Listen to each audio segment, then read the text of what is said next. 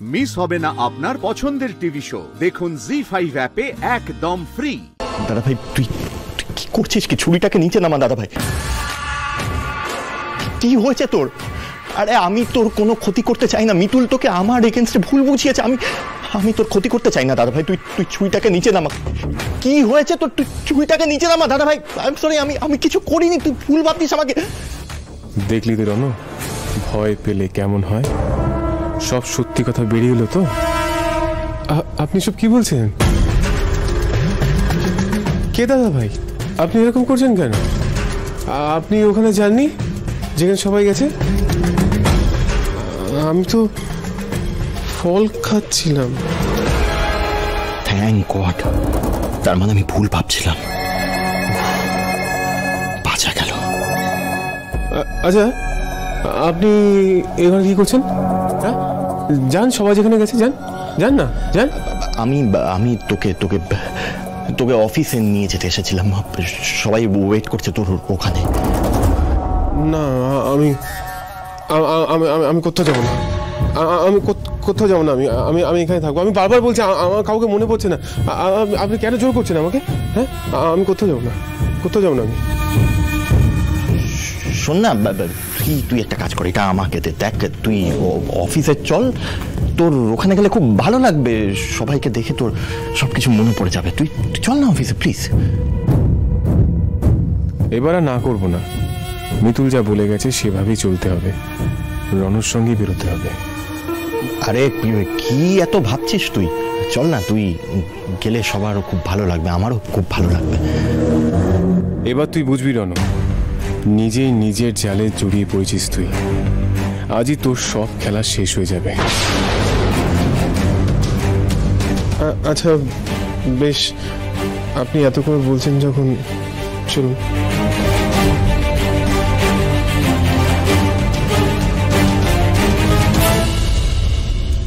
আজ রণদাদার সব খেলা আমি শেষ করব। কিন্তু মিতুল, কোথায় যাব আমরা? ইন্দ্রবাবু যেখানে গেছে সেখানে। দাদা ভাই কোথায় গেছে আর আমরা জানবোই বা কি করে কোথায় গেছে? তুমি কোনো চিন্তা করো না শুভ দাদা। ইন্দ্রবাবু সময় সময় জানাতে থাকবেন উনি কোথায় গেছেন, কোন রাস্তা দিয়ে গেছেন। আমরা সেই মতোই যাব, ঠিক আছে? চলে এসো, আর এক মুহূর্ত সময় নষ্ট করা যাবে না।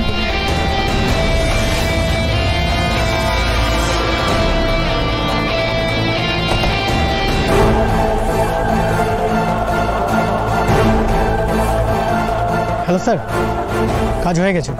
গাড়ির ব্রেকের তার কেটে দিয়েছি। Okay sir. রনো আসার আগে মিতুলকে মেসেজটা করে দিই।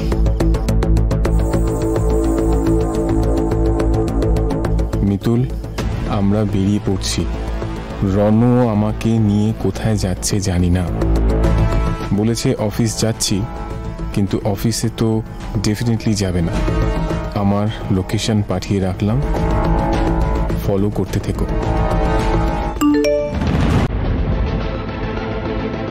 ইন্দ্রবাবু মেসেজ করছে।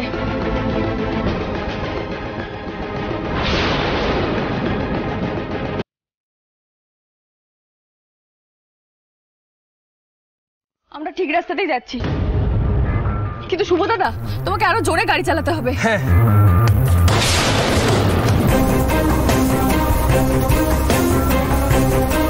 চল বেরোই তাহলে।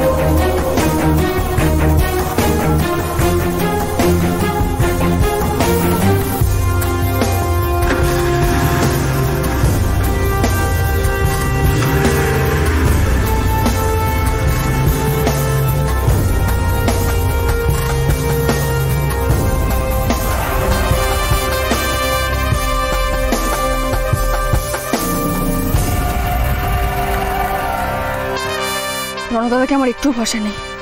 ও যখন তখন যা খুশি করে দিতে পারে। আমি ইন্দ্রবাবুকে বেশিক্ষণ একা রণদাদার কাছে রাখতে পারবো না। তুমি জোরে চালাও।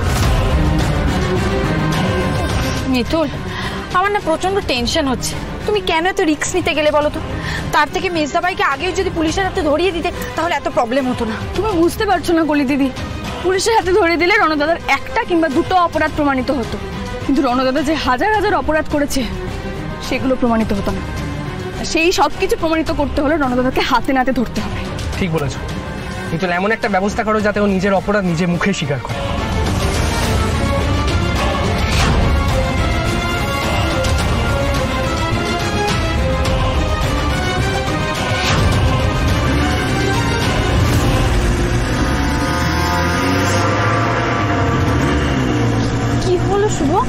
হয়েছে শুভ দাদা? আরে ব্রেক ধরছে না। কি? আরে শুভ,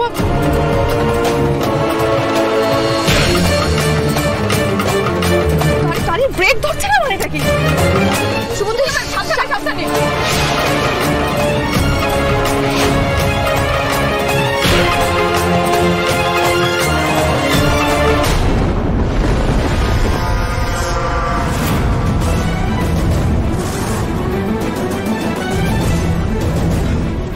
ঠিক আছিস? তুমি ঠিক আছো শুভ দাদা? সব ঠিক আছে? আমি ঠিক আছি। কি হলো বলতো? দেখ তো।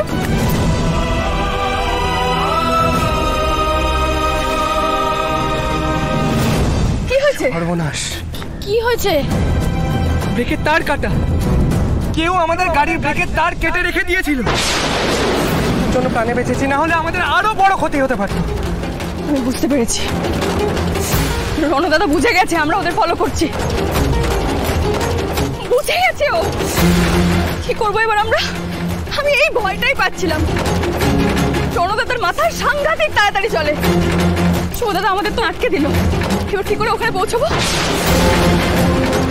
তো একা ইন্দ্রবাবুকে নিয়ে যাচ্ছে, আমার খুব ভয় করছে। ও ইন্দ্রবাবুর কোনো ক্ষতি করে দেবে না তো? অসীমাদি দাদা আছে, কিন্তু অসীমাদি দাদা তো আমাদের ফলো করছে, ইন্দ্রবাবুকে ফলো করার তো কোনো উপায় নেই। দিদি কি করবো বলো না, কি করবো? ইন্দ্রবাবুর কোনো ক্ষতি করে দেবে না তো? আমি বুঝতে পারছি না, আমাদের যে করে হোক ওখানে পৌঁছাতে হবে, কিন্তু এখন কি করে পৌঁছাবো? কিন্তু মিতুল, আমরা ওখানে কি করে পৌঁছবো? এই রাস্তায় তো বেশি গাড়িও চলে না। তুমি এখন কার সাহায্য নেবে? এই জন্য তোমাকে বারবার বলেছিলাম একা এত বড় রিস্কটা নিও না। এবার কি করবে তুমি? জি5 ডাউনলোড করুন আর সব এপিসোড দেখুন একদম ফ্রি।